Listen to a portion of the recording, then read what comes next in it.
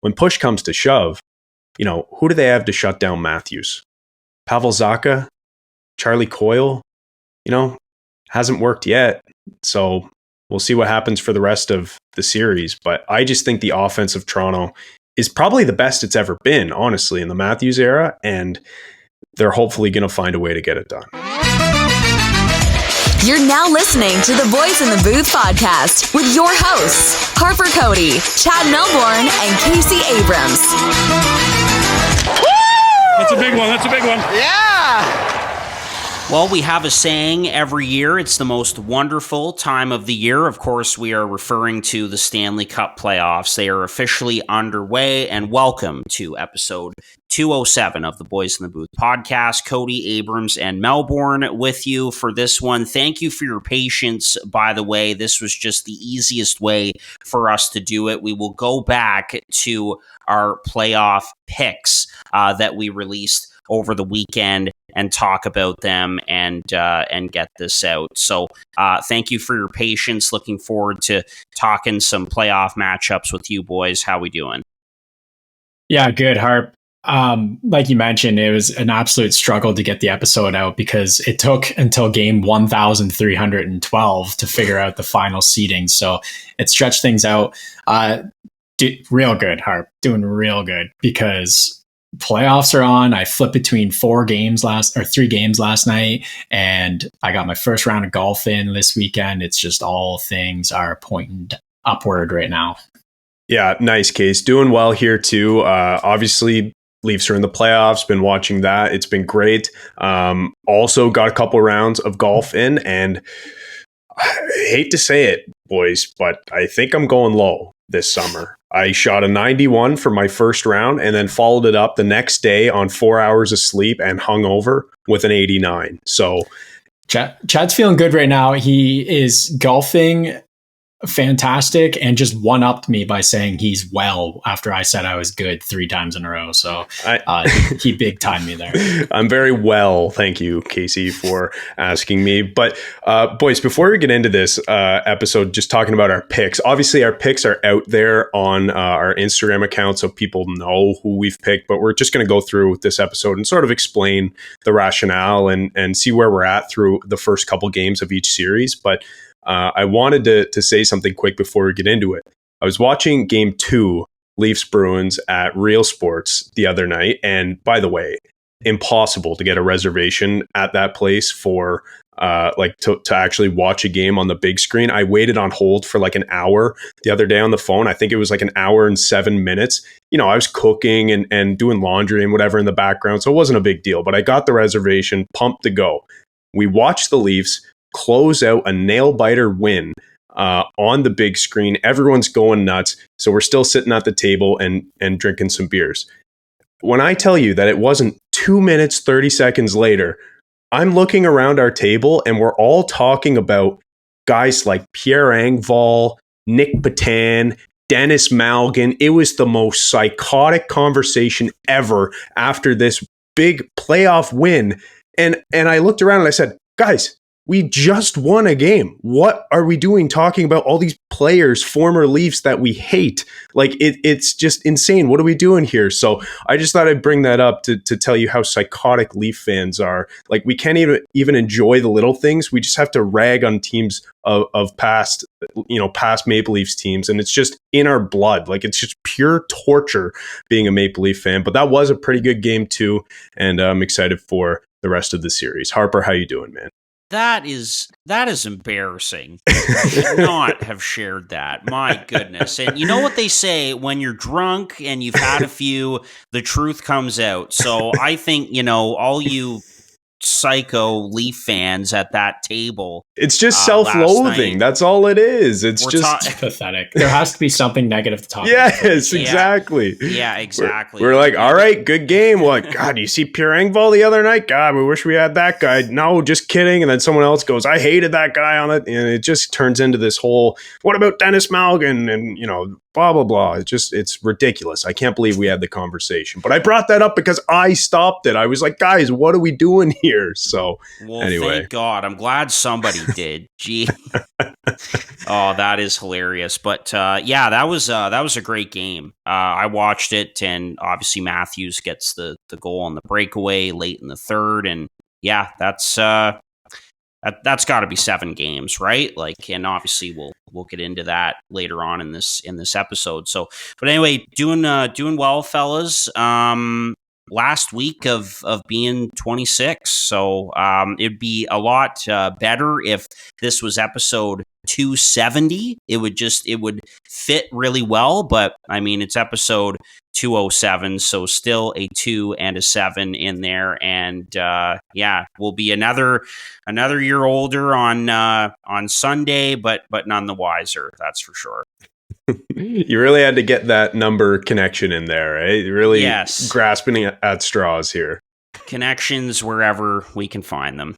All right, boys, let's get into our Stanley Cup playoff matchups here. So as we mentioned off the top, our picks are already out on Instagram. That was just the most logical way to do it, given how late in the season, I mean, right until the very end, given how, we had to go till the very end to get all the matchups and schedule and everything and seating and all that figured out. So, again, you can go back to our Instagram at Boys in the Booth and see our picks there, but we're going to talk about them right here. So basically, we're just going to try and run through these as quickly and smoothly as we can. I'll just kind of go to the two of you with, each series, your pick and why kind of thing. And then we'll just move on to the next. We'll just keep the train on the tracks as best we can. So we'll start with the Western Conference, I think, guys. And last night, of course, Monday night was game 1 between the Dallas Stars and the Vegas Golden Knights. The Golden Knights are up 1-0 in this series. And who did you guys have in this series to start? Case? I mean, these are two very complete teams, and in which I think that the winner will be in the Cup final. I have been high on Dallas all year. I threw money on them to win the Cup before the season even started. I'm going to stick with my guns. I'm going to pick the young legs of Dallas with the veteran leadership taking this series in 7 games. It's going to be an absolute battle. Yeah, Case, I did the same thing. I picked Dallas in 7. I thought, looking at this series, and I think most people around the league are thinking this, that it's a shame that one of these teams has to go out in the first round because they're both so good. And then if you just look at the other side of the bracket, like it doesn't even compare. Like I was talking to one of my buddies who's a Jets fan, and he's saying, if the Jets can get through the first round, like, they could be all right. And then I'm thinking to myself, well, then they have to play Vegas or Dallas, and that's not going to be good no matter what. So, yeah, it's a shame that one of these teams has to go out in the first round because they're both so talented, but I'm picking Dallas as well, 7 games. When I looked at the two teams, I just looked at, surface level and underlying numbers, and Dallas came out on top in virtually every one of them in terms of offense and defense. And Dallas hasn't got great goaltending all year long from Ottinger, not up to his standards, that is. So I'm banking on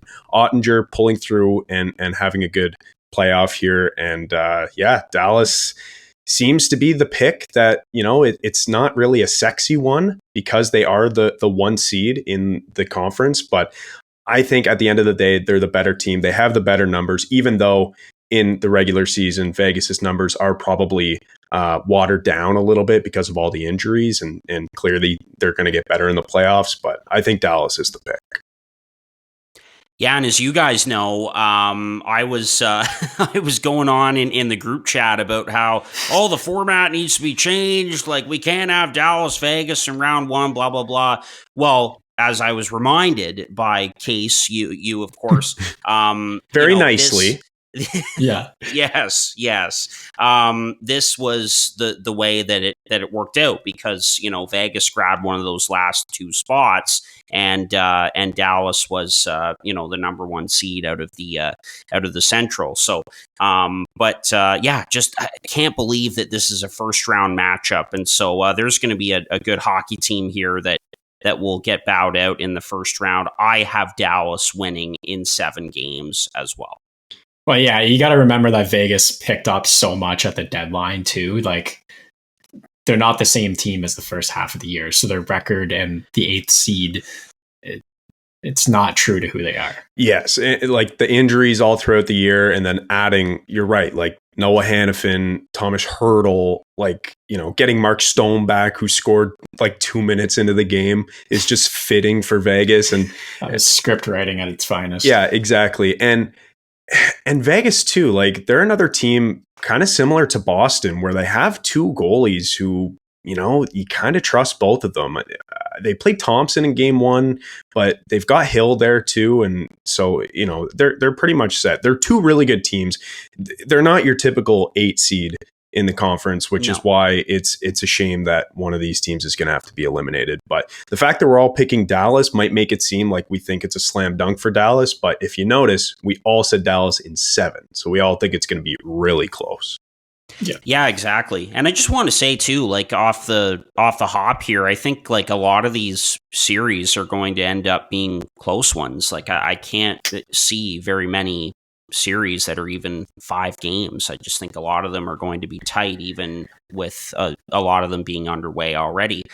All right, fellas, we'll move on to Winnipeg and Colorado. And what a wild game 1 at Canada Life Center in Winnipeg. 7-6. Who would have thought that we would get a score like that in a playoff game that Connor Hellebuyck is involved in? But that was the final. The Jets take that one. The whiteout back in Winnipeg, of course, and what an atmosphere that was on Sunday night there. So that was pretty cool to see. But Winnipeg goes up 1-0 in this series with the Avalanche. Who do you have, Case? I mean, this one was hard for sure, but Winnipeg was 3-0 against Colorado this season. They outscored them 17-4.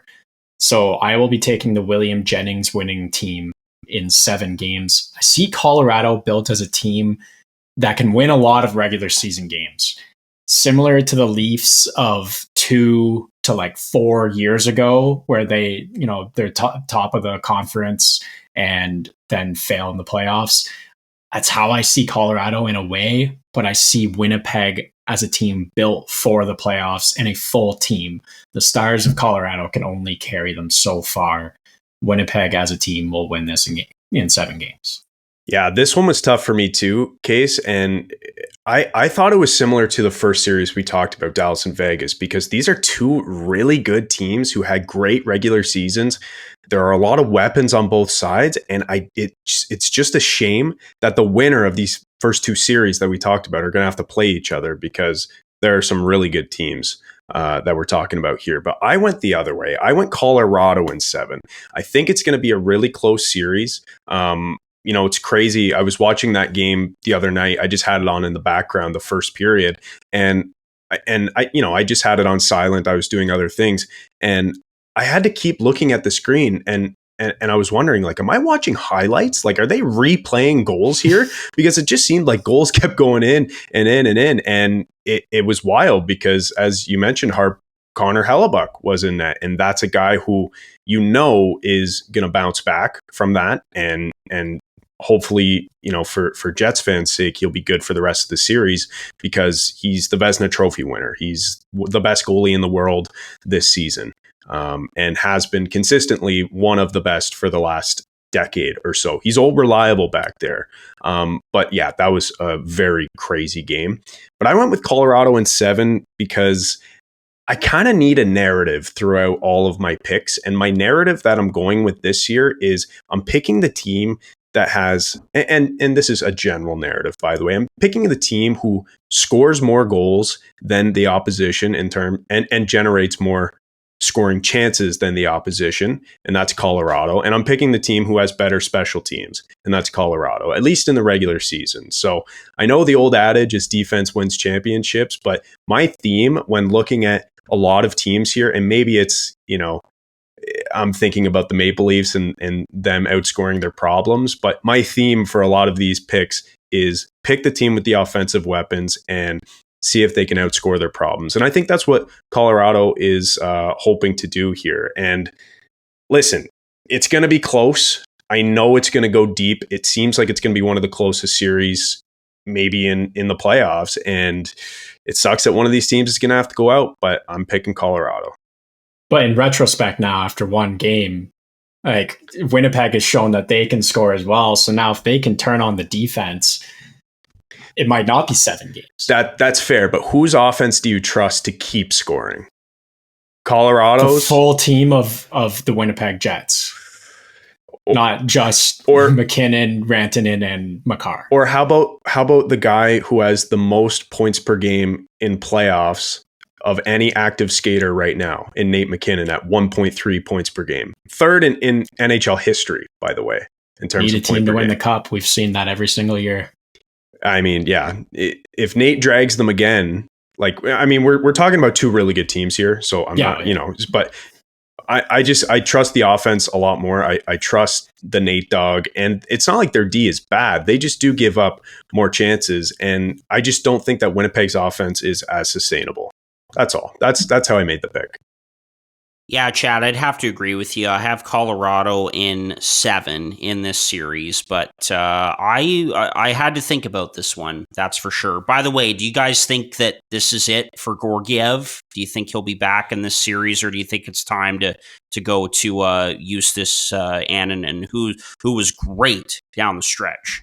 I was going to say, I'm shocked that they didn't start Annunen, to be honest. I know that Georgiev is their guy, and you know, he got out of New York because he wanted to be a starter. But if you look at their, you know, surface level and underlying numbers this year, especially down the stretch, it was Annunen who was the guy.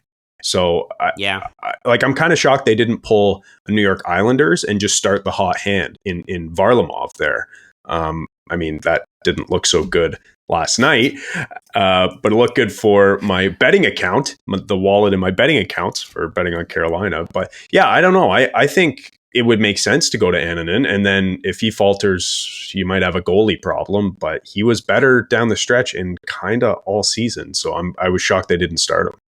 Yeah, they just ended up going with the veteran, which is there's the 2 options are the hot hand or the veteran, and they went veteran. It didn't work, but now it's like, man, if I'm Annunen, they're putting me in there. I'm like, well, they didn't believe in me the first time. Let's see how game 2 goes. They lose game 2, and I think it's done. Yeah, that's the thing. You don't want to create mind games, right, with your goalies. Exactly. So it's a tough decision now, for sure.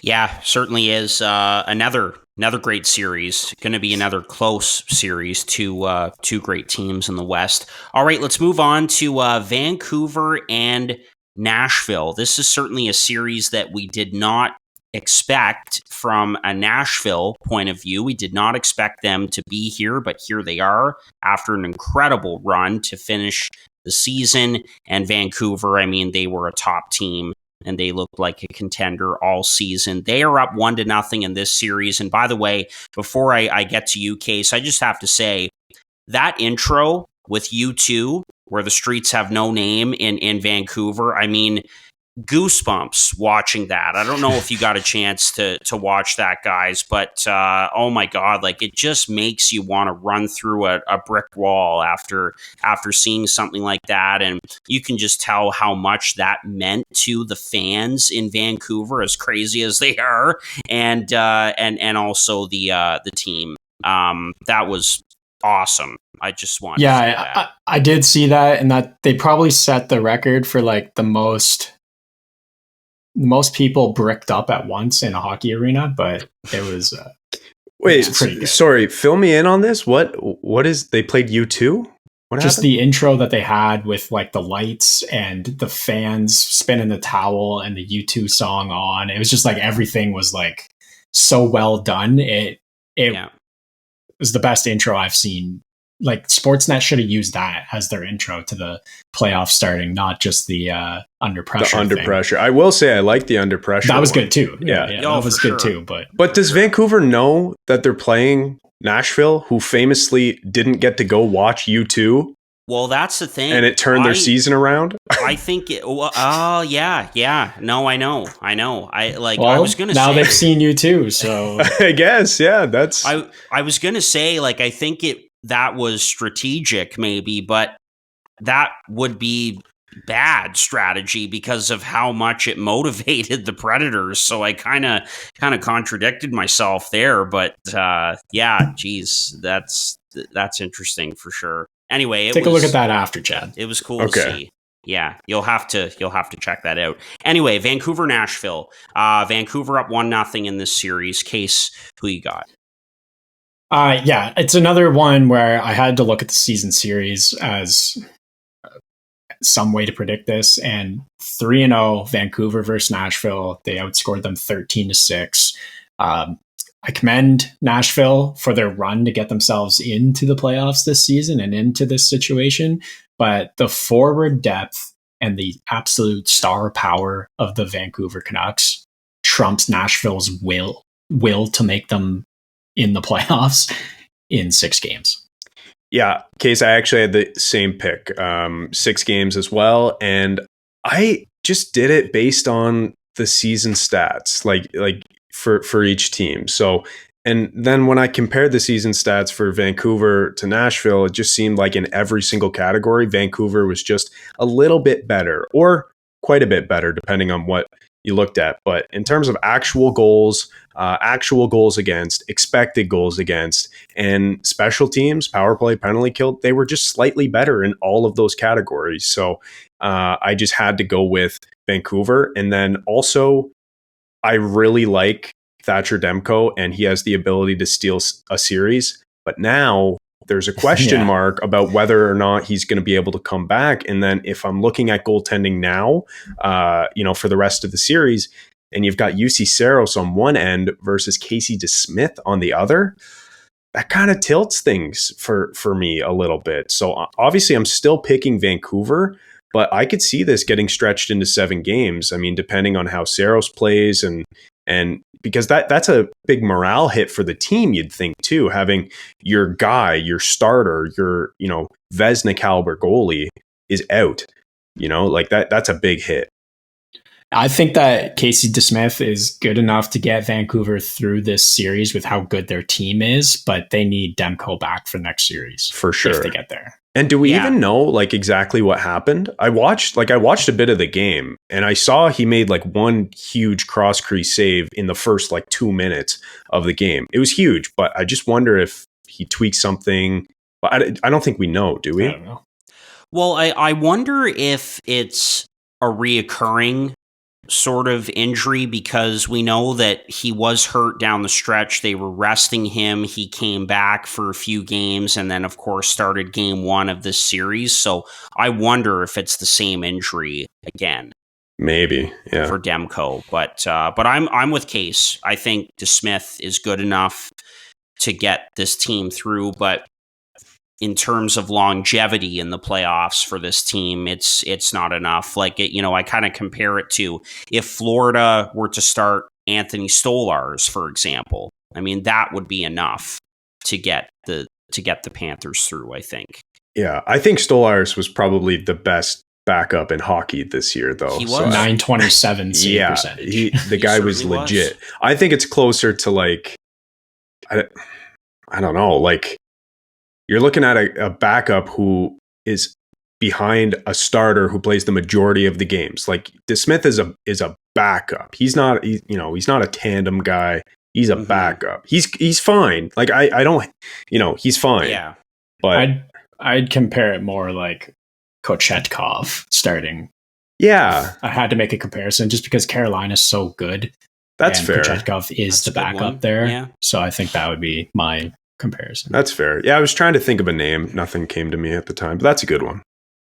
I had Vancouver in 6 games as well, for the record. But now with the question marks around Demko potentially being out for the series, I could see this going to 7 games as well, potentially. So, all right. Now, fellas, wrapping up the West end of things with Edmonton and the LA Kings. The Oilers were up 4-0 in game 1 against LA. Zach Hyman with a pair of goals in that one. Connor McDavid with 5 assists, doing unhuman-like things as he usually does.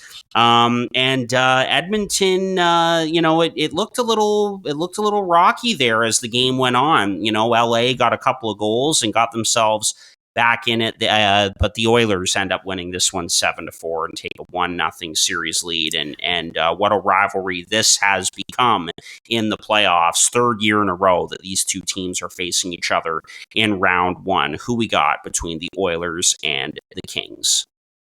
Yeah, I think this series is going to be a lot closer than people are giving LA credit for.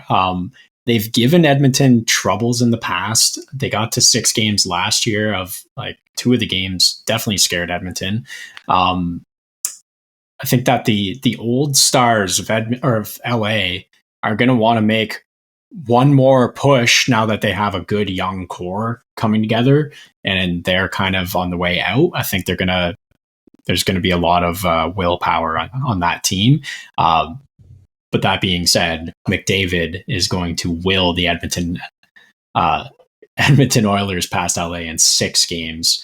And we already saw that in game 1 with 5 assists. Like, yeah, Hyman had 3 goals, but they were all created by McDavid. Dude, Hyman's goals, he had a stick on the ice. He could have been using a paddle. Like he could have been using anything, and McDavid would have just banked it off his stick and in. McDavid was on another level last game, and to get 5 assists in the first game of the playoffs, that's a statement. That's him saying, listen, I know this season started off rocky. I know we have history with this team. Doesn't matter. We're winning this series, and it's not going to be close. Now, Harp, you mentioned off the top, after they went up 4 goals, it got pretty squirrely for them because, they don't really have a great team shutdown defense system, I guess you can argue, and their goaltending hasn't been good really all season. But man, like going back to my theme and fitting into my narrative here, they're just going to outscore their problems if these guys can keep it going. Like, what was it, a couple seasons ago in the playoffs where both McDavid and Draisaitl both had 2 points a game when they went to the conference finals? 2 points a game. And, there was an argument that maybe one of those guys could actually win the Conn Smythe and not even go to the finals because they were that good. So yeah, like if these two guys continue to perform how they normally do in the playoffs, I don't think it's going to be a problem. Last year, it was 6 games between these two teams. I think the year before was 7, right? Between these two teams. So I just don't see it being a long series. I just like Edmonton too much, and I just don't trust really anything about LA. I think they're a good team, but we saw how much they struggled throughout this season, and they just didn't put together good long stretches of hockey. And when you look at the numbers, virtually everything favors Edmonton, and I just have to go with them in 5 games. That's my prediction. Yeah, I just don't think LA can match the firepower of the Oilers, and so I picked Edmonton in 6 games in this series as well. And again, this is the time of year where you can flip the script as a hockey player, and you know who I'm getting at. PLD, Pierre-Luc Dubois on the LA Kings, and again, a non-factor in game 1. Not good. That's a big ticket and a big price that they gave up to get him, and he again was non-existent in game 1. Yeah, I will say when I was looking at the numbers, I was kind of surprised that LA actually had the second best PK in the league, which was kind of crazy. And they were 3rd in the entire league in goals against. So they allowed the 3rd fewest goals. And, you look at their goaltending and even their defense, it's kind of like, I was kind of shocked by that. But my counter to that is, what are you going to do about McDavid? Yeah. The PK thing doesn't surprise me too much when you think about the stars of this team are all like kind of two-way guys. And they all fair. play on the PK. So it's like, doesn't shock me. Like, I mean, I probably wouldn't have guessed it, but I'm not like blown out of the water. Yeah. But the goals against. Your PK better be real freaking good if you're playing Edmonton. Yeah, the goals against is what jumped out to me though. Third fewest goals against in the entire league this year. LA? Like, name their two goalies. Like, who is their backup right now? I don't know their backup. I know Talbot. Yeah, is it Copley? Riddick and Copley. Third fewest goals against. Anyway. Yeah. Yeah, crazy. We interrupt this podcast to tell you about one of our favorite partners, Sign Up Expert. If you're a sports bettor, whether brand new, casual, or hardcore, listen very carefully because this ad is for you. Guys, line shopping for the best odds matters, and that's why any profitable sports bettor needs to be using multiple sports books to maximize their profits. Thankfully, there's never been a better time to get signed up, and we're here to connect you with the best promotions industry-wide. When you use our link at signupexpert.com/boysinthebooth, you can get access to all the top sportsbooks in your region, along with a review of each platform and its unique benefits. Most importantly, all of these sportsbooks have valuable sign-up offers for new users, and when you register through our link, you will automatically receive the top offer at each one, allowing you to start line shopping right away with an enhanced bankroll. Guys, it's simple. When you use multiple sportsbooks, you ensure that you can always access the best available odds, which is key to successful and profitable sports betting. So if you want to take advantage of these incredible benefits and support our brand at the same time, please consider signing up for your next sportsbook through the link in the description down below, signupexpert.com/boysinthebooth. If you're planning on signing up for a new sportsbook anyways, you might as well use the link and support the boys. So one more time, that's signupexpert.com/boysinthebooth. This podcast is also sponsored by the absolute best ticket app out there, SeatGeek. SeatGeek takes the confusion out of buying tickets, making it quick and easy to get the best deals on tickets to your favorite sporting events. SeatGeek does this awesome thing where they score each ticket out of 10 based on its value, so you know if you're getting a good or a bad deal. If the tickets are green, for example, you better act quick and secure those things because that's a good deal, but if the tickets are red, maybe wait a bit before pulling the trigger and monitor the price in the app. SeatGeek just makes it way too easy. Anyway, here's the best part though. SeatGeek has completely hooked us up. Boys in the Booth listeners get $20 off their first purchase on SeatGeek with the promo code BOYSINTHEBOOth in all caps. So click the link in the description down below to download the app, and remember to get your discounted tickets using the code BOYSINTHEBOOth in all caps. Get great seats for a fraction of the cost with SeatGeek. All right, fellas, that wraps it up for the West, excuse me, and now we'll get into the four series in the Eastern Conference in round one. So starting with the Battle of Florida, the Lightning and the Panthers, and when you're looking at series that you're most looking forward to seeing how they play out. I mean, this is right at the top of the list for me. These two teams cannot stand each other. They're in the same state. It's, Tampa Bay they were the big brothers for so long, really until last year when Florida, it was their turn to get all the way to the Stanley Cup Finals. They'll be looking to do that again. And Tampa is certainly more well-rested coming into this series. They did fall in game one, a close one in Florida, as the Panthers take a 1-0 series lead here. Who do we have between Tampa and Florida?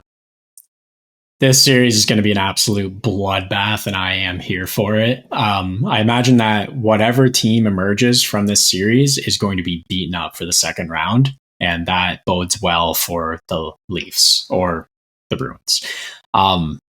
It's less of a slight to Tampa Bay, but more of a nod to the fact that a very similar Florida team made it to the Stanley Cup Finals last year as the 8th seed, and this year they're the 2 seed, and they're even better. So I have to imagine that this team is going to go for a run. They are built for this style of play. They've been playing playoff hockey all year long. They don't have to change much. They just turn the intensity up a little bit. Now, I will say the Tampa Bay Stars are a bit of a wild card. Guys like Cooch, Vass, Hedman and Point can take over a playoff series in a heartbeat, but the way Florida plays and the way they will bully their way through, I think that they are going to win in 7. Yeah, so I had a hard time with this because I think, no matter what the numbers say, and the fact that Tampa Bay has regressed a little bit and is trying to hang on to that contender status, and they're trying to chase one more cup. No matter what any of those narratives say or the numbers say, it's going to be a close series no matter what. And I picked Tampa Bay in 7 games, and honestly, if you ask me to be completely truthful, who do I think the better team is? It's probably the Panthers. But I just think that if Tampa Bay, with all their experience and expertise playing in the playoffs, if they're able to get Florida to play the game that they want to play, they'll be able to win some games. And what I mean by that is a more, sort of run and gun offense game. Like you look at Florida in the regular season this year, they were arguably the best defensive team in the entire league. They were tied for first in fewest goals against. And in terms of expected goals against, they didn't give up that much at all. And then in terms of scoring, they generate a ton, but scored still like in the top third of the league or so. But the point is, like, Florida is a team who prides themselves on this low scoring, like chippy game where, they're okay with defending and kind of sitting back and letting teams bring the game to them. But I think if Tampa is able to get them in a more run and gun game and kind of stretch it out a bit, I think the stars of Tampa Bay, mainly Kucherov and guys like Stamkos and Point, will be able to get the job done. So that was my rationale when picking this. And for me, the real tipping point was when I looked at special teams and the power play of the Tampa Bay Lightning. Even though they've regressed a bit in the regular season, they still finished number 1 in the entire league in power play percentage.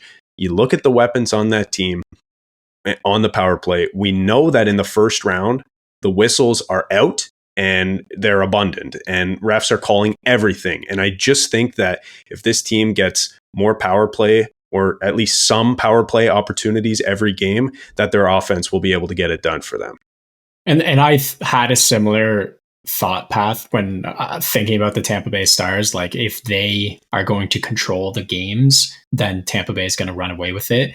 But I came back to the fact that it's going to be last change and home ice advantage that allows people to run the flow of play. And so I wouldn't be surprised if the home team wins every single game in this series, and that would result in Florida being the winner in 7. That's fair. If it goes to a game 7, though, I think I feel more confident with Tampa Bay. Like, I know it's going to be in Florida, but do you not think it'll just be all blue and white in those stands?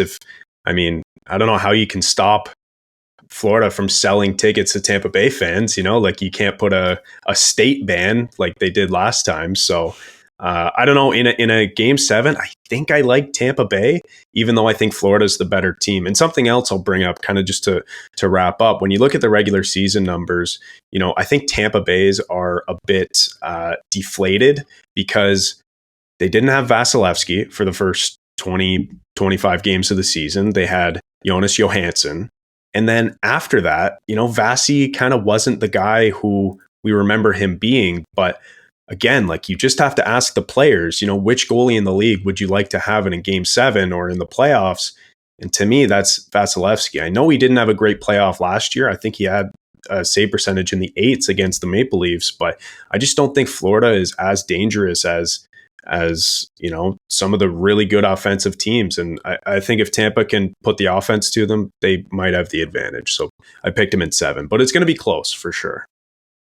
Yeah, and you line up the bottom 6s of these two teams. It's like you take Florida every time, but then when you line up the Stars, you're like, well, yeah, well, and the D-core too. You take Florida's like every time, but that's hard to play against that D-core. Yeah, but man, Kucherov, guy's a weapon. We'll figure it out.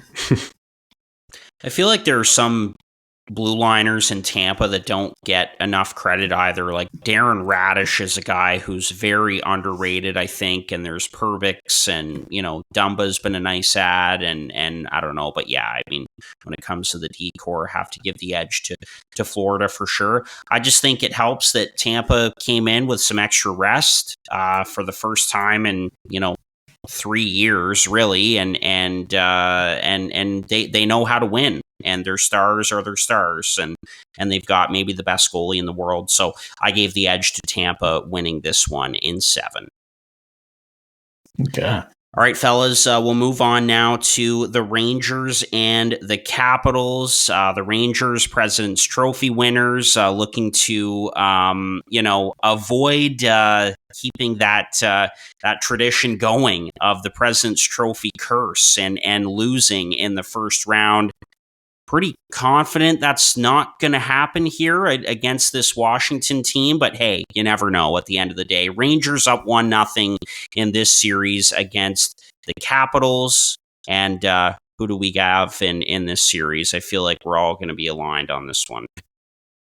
Yeah, I'm opening myself up to getting absolutely dumped on if this goes poorly, but I don't have much to say about this one. New York's been an absolute powerhouse all season. The storylines have been very positive for them going into the playoffs. Unlike some of the other top teams, everyone's found a way to pick holes in their game, but very positive storylines for the Rangers going into this. And Washington is just lucky to be here with that differential and that record. So I hate to say it, but Rangers in 4.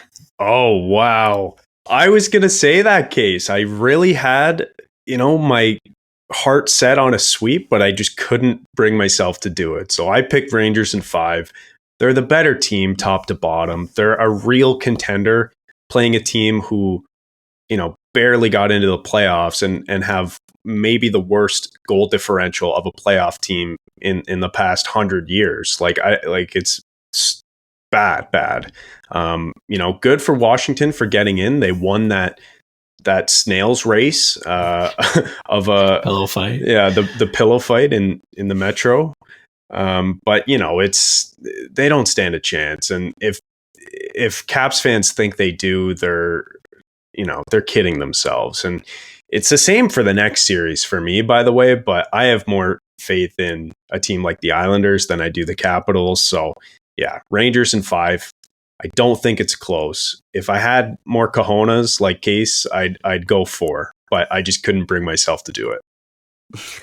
I actually had the Rangers in 6 in this one. I wanted to give the Capitals a couple of wins, and very similar to a couple of years ago when they faced Florida in round 1. I just think that we could see a pair of games here, one win on the road, one win at home for the Capitals, where they just frustrate the hell out of the Rangers, and Charlie Lindgren stands on his head and maybe they get a win or two. So, but I'm in between 5 or 6, but no question the Rangers are taking this series. Just a couple numbers for this series. Goals for, Rangers were 7th in the league. Washington was 28th. Okay. Goals against, the Rangers were 7th in the league. Washington was 17th. Special teams, the Rangers had the 3rd best power play and the 3rd best penalty kill in the league. Washington was 18th and 19th respectively. It's just not close. Like, one team is a cup contender and the other is a bubble team. And, if it was Pittsburgh in this position, I actually think I would have more faith in that team than this Capitals team. I just don't believe them. Who's going to score? They just don't score, So yeah, 5 games for me. Crazy to say, eh? After I know. The last 15 years, crazy to say who's going to score in Washington after, I know 15 years of them just being an absolute threat with the puck. Yeah. Ovi did get hot at the end. He was scoring at a really nice pace towards the end, but yeah, He sure was. Dylan Strome, career year as well, 66 points, I believe he had, and he's really found a home in DC. But for sure. You said he sure was, but I thought you said he sure, like Nico, and I was like, yeah, he was, but I don't know what that has to do with anything. He was He what? doesn't. He was playing really well at the end of the season, Oh. but we're talking about the Washington Capitals, Harp. No, Dylan Strome. Yeah. All right, Carolina and the New York Rangers or New York Islanders, excuse me. So Hurricanes and Islanders, and what a crazy game 2 that was in Raleigh. Just a wild finish. The Hurricanes end up squeaking out that victory to go up 2-0 in this series. The only team so far that's up 2-0 in the Stanley Cup playoffs. So who do we have between the Canes and the Isles? Yeah, I don't have a ton to say about this one either. Carolina are my favorites in the East going into the playoffs, and I think that the Islanders' trap game can work against some teams, but the Hurricanes are just going to be absolutely relentless and come at them over and over and over and over again. Carolina is better on paper in every single way. They have the last few years' track record of being a very good playoff team. Carolina in 4. Also, I turned the game on last night at 3-1, and I'm like, well, there goes my bracket. And then Jarvis scores, and then Martinook scores. I'm like, okay, here we go. So I'm sticking with that. They're 2-0 right now. I think 4-0 is on the horizon. Dude, we're at Real Sports watching the Leafs game, and they've got smaller TVs with other games going on. That one started half an hour after the Toronto game did. And we look up, and all of a sudden it's 3-0 for New York. Kind of look around the table, and we go, what are the odds on Carolina right now? We go check. They're not even that good. I think what I got them at was plus 500, which is crazy. That they're down 3-0 midway through the second period, and they're still only plus 500. That's how big of favorites they are to win this game and to win this series, for that matter. So hammered it. They scored 5 unanswered goals. Jake Gensel chipping in on the offense. What a pickup at the deadline that guy is. This team, like top to bottom, is better. And, it's just not even going to be close. But I'm going 5 games again, Case. I couldn't go 4, although I wanted to. I'm more confident in this one being in 4 games. But it's funny you say that about Jake Gensel because, yeah, he played well in both games. But Kevin Weeks on the broadcast was like, after he scored his empty net goal, was like, well, ladies and gentlemen, this is why you go out and buy at the deadline. And I looked at Rab and I was like, what the fuck? It's an empty net goal where the puck got banged off the boards and went to him on a breakaway. I was like, is that why you go out and buy the biggest fish on the trade block is for empty net goals? I don't know. It's just, it felt like an unnecessary commentator thing to say. Yeah, it's like trying to get a win out of something that no one's contesting you on, but you're trying to put it out there into the world. But no, I saw Seth Jarvis. He was on Chicklets, and I saw a video of him talking about how both Kuznetsov and Gensel have fit right in with this team. And Jarvis, he feels like those guys have been there all year, and they're obviously really good on the ice, but off the ice, they fit in nicely too. And I don't know if you guys saw the play where Kuznetsov had the puck in the offensive zone and one of the Islanders players broke their stick. So they're chasing Kuznetsov around without a stick. Stick handling in a phone booth. Yeah, that was hilarious. That's Kuznetsov having fun playing hockey. That was amazing to see. And this team is good. I think maybe this or the next series, so if all goes to plan, it'll be Carolina and the New York Rangers, not the Islanders. That series might be the best in all of playoffs because those two teams play a similar style of hockey and they're both so good. To see them match up in the next round is going to be insane. Yeah, absolutely. I have the Hurricanes as well. I picked them in 6 games. I just figured that, the Islanders would get a couple of wins by frustrating the hell out of Carolina. And of course, Carolina plays such a frustrating game for the opposition as well.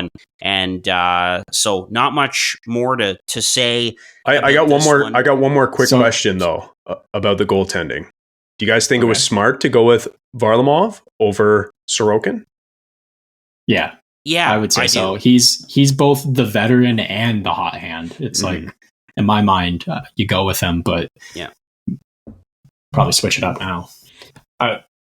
If you're if you were done there, Harp, one thing I wanted to say about Carolina and the way the Islanders play is I can see them frustrating the hell out of them.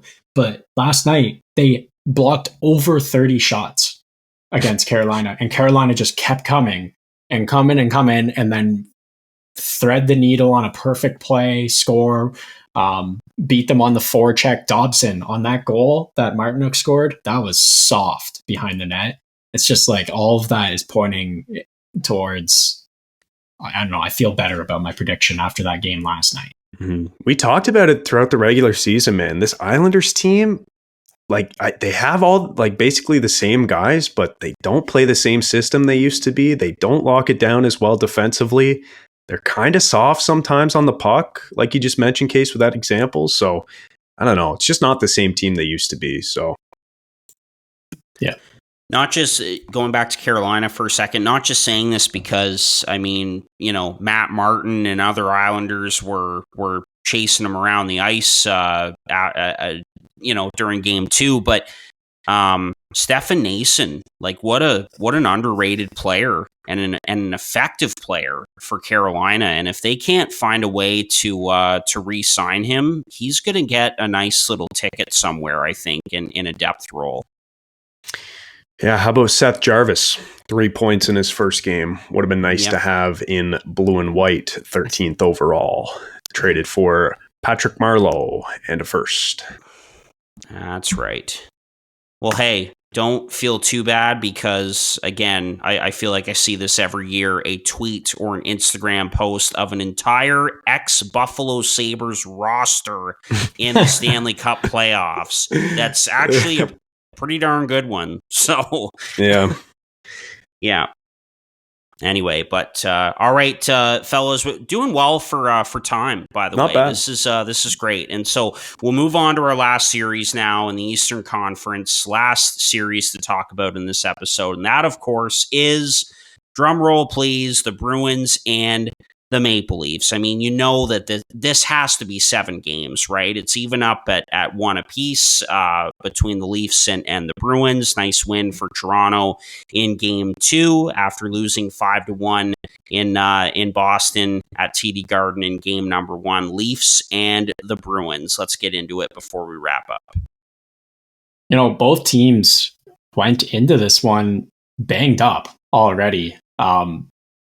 I was wondering how much of a factor that's going to play. Seeing Nylander not start the first game was definitely a shock. But I just think that Toronto is going into this maybe a less strong team than previous years, but more of a playoff team than ever before, if that makes sense. And I had a feeling that the stars of Toronto were going to finally step up and this season and take over with some depth effort here and there, and we saw that in Matthews last night. Although we haven't seen it in Marner, who has been just as absent as William Nylander in this series. I'm hesitant here because I think that this one can go either way. Boston just plays as such a team; they figure it out as a team, whereas Toronto is individual efforts and kind of being a little too run and gun for me so far. But I'm picking Toronto in 6 games. I'm giving them the edge. I think in 6, because if it goes to 7, Boston will win the series. So the Leafs have to win it in 6. They've already won their 1 on the road against Boston. I had a feeling that the stars meant business this year, and the depth effort of this team can push them over the top. Yeah, I picked the Maple Leafs in 7 games, but I'm with you, Case. If it goes 7, I'm not super confident in this team squeaking out a win in TD Garden when, the psychotic fans are banging on the glass and giving it to the team on the bench and tweeting about it before the game. the Toronto Dominion Gardens, where they were chanting USA for their captain, who's a Canadian. Yeah. Yeah. Where they own the Maple Leafs which just, there's a lot going on there. There's a lot to unpack. There's a lot going on. But yeah, I picked the Leafs in 7. You guys know that all season long, I've been kind of down on the build, the makeup of this Leafs team. You know, they're better offensively by the numbers, which I predicted, but they're worse defensively by the numbers, which all of Canada predicted. And it's been an up and down season. But when I look at the numbers, even though they're not as good as previous years, I just still had to go with the Maple Leafs in this one.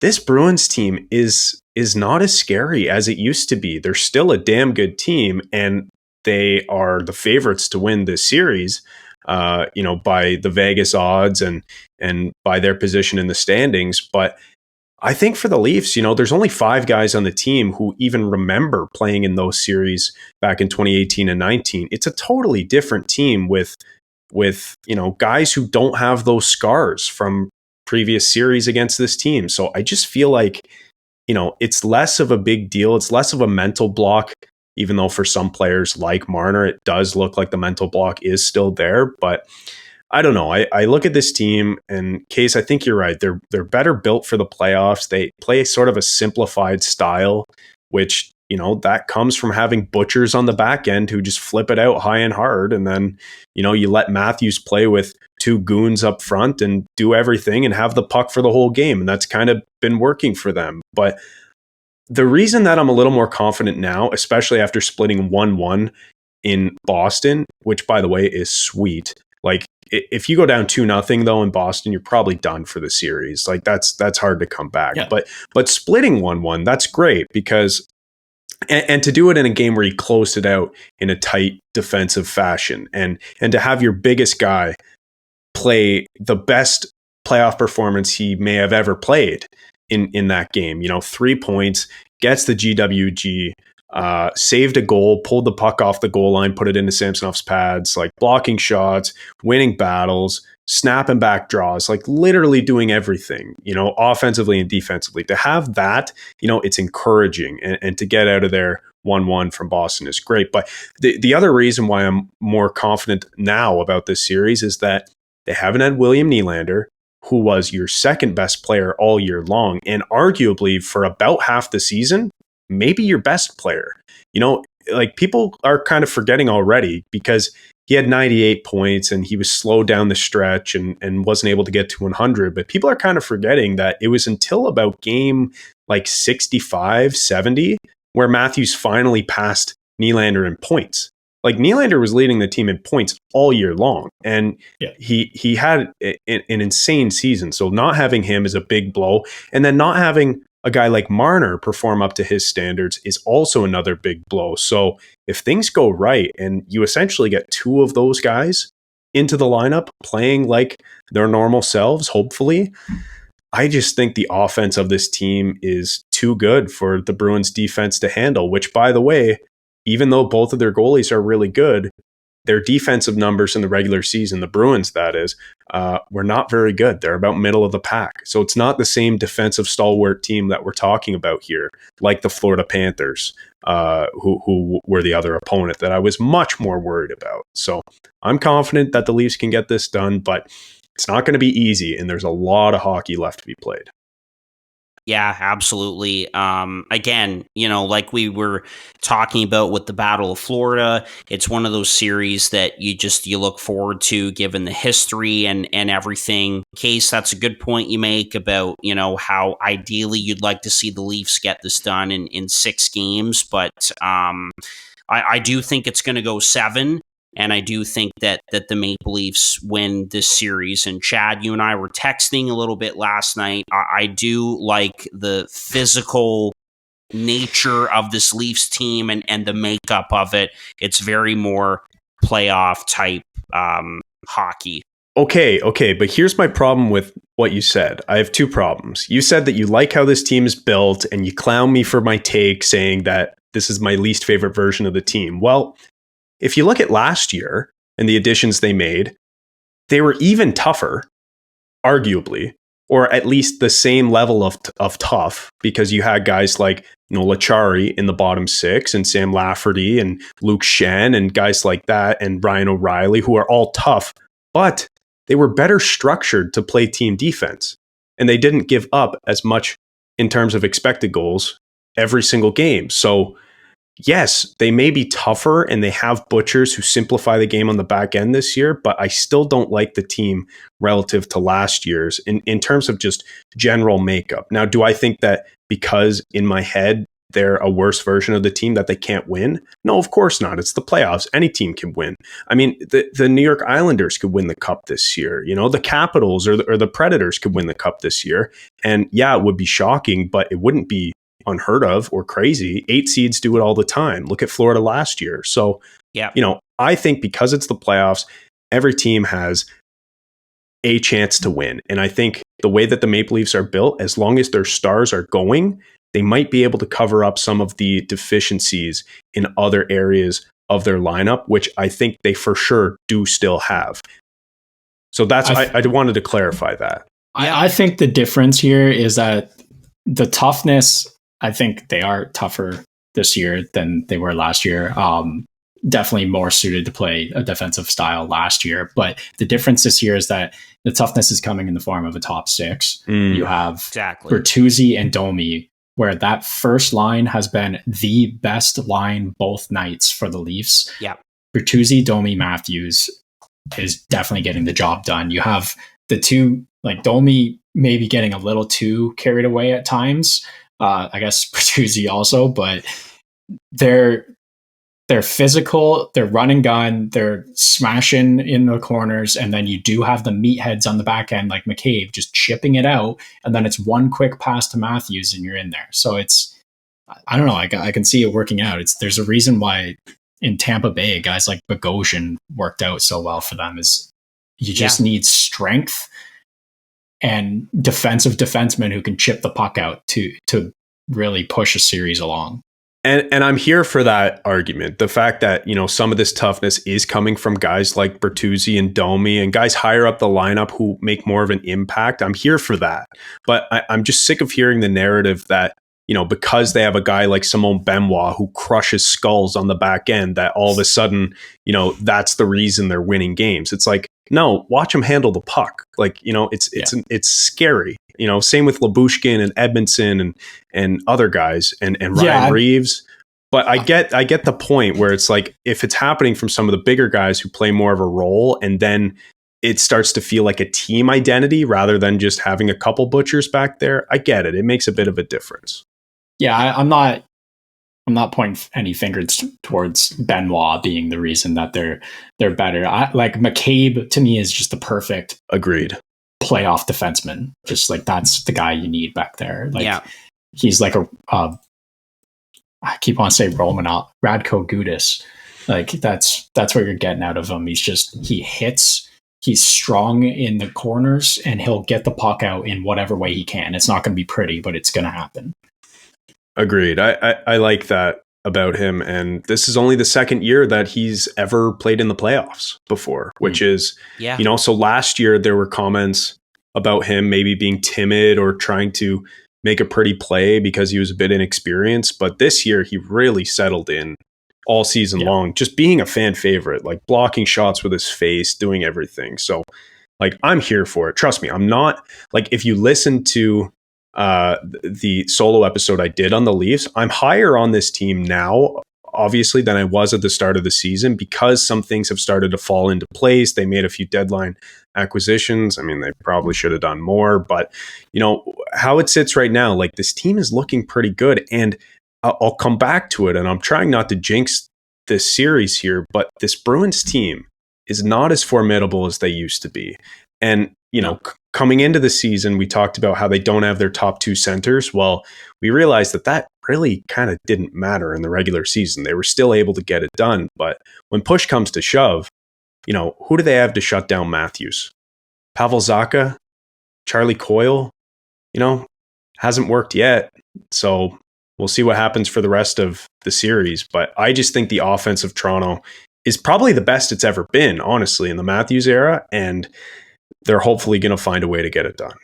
I just think in the terms of hockey voodoo, you should have talked more about how you like the Leafs and less about how bad the Bruins are, because it's going to come back and bite you now. Well, I just want to get out of this zone where it's like, oh, it's the big bad Bruins and the Leafs, they're such underdogs. And it's like, guys, they're just another team. Like, the players on this team don't even have the scars anymore. Like, just go out and beat them. Just get it done. 1956. 59. 59. I'm Yes. dyslexic. And you know what's crazy about that stat, Case? They haven't won a playoff series against the Bruins since 1959. The Leafs have 4 cups since then. Yeah. 4. Yeah, they just avoided the other one of the other 6 or 5 teams in the league. Yeah. Jeez. Anyway, I've got the Maple Leafs in 7 in this series. So we'll have to see. It's gonna be a terrific series the rest of the way through, and that wraps it up, fellas. Great work with this one, episode 207, our playoff preview, I guess you could call it, even though the series are underway and we did get our picks out over the weekend. Still great to talk about these matchups and our picks and all Prediction, of that. So. explanation. Yes. Explanation. That's a good way to put it. That's right. Playoff explanation. Yes, absolutely. Very good. All right. Thanks for listening to episode 207. Enjoy the rest of the games this week. And, yes, I know we all have to get up for work the next day, but get the pot of coffee going. You've got a great excuse Speak to for stay yourself, up Art. late every night and watch playoff hockey. It's worth it, even if you're a little tired the next day. So that's what coffee's there for. Anyway, thanks for listening, and enjoy the rest of your week. This has been another episode of Boys in the Booth with Harper Cody, Chad Melbourne, and Casey Abrams. Connect with the Boys in the Booth on Instagram, Facebook, and YouTube at Boys in the Booth. Visit boysinthebooth.com for show details. And don't forget, you can become a patron of the podcast for just $1 a month at patreon.com/boysinthebooth.